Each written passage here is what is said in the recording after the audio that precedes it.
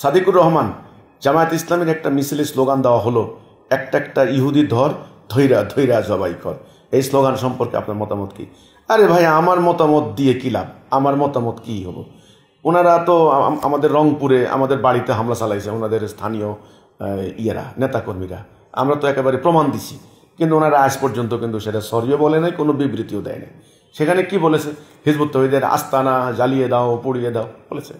এই হিজবুত তৌহিদের বাড়িঘর জ্বালাই দাও, পোড়াই দাও, নারে তাকবীর, আল্লাহু আকবার।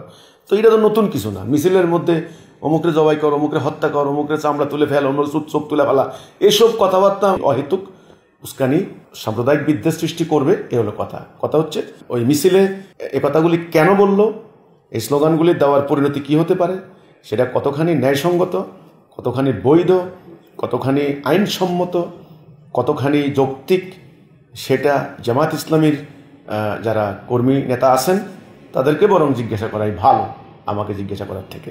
এই হচ্ছে কথাটা। আমার কোনো কর্মী যদি এ ধরনের মিছিল দেয়, তখন আপনি বলবেন, আমি তাকে বলবো যে না, এটা আমাদের নীতি নয়। আমাকে ওনাদের প্রশ্ন করতে লাভ নাই।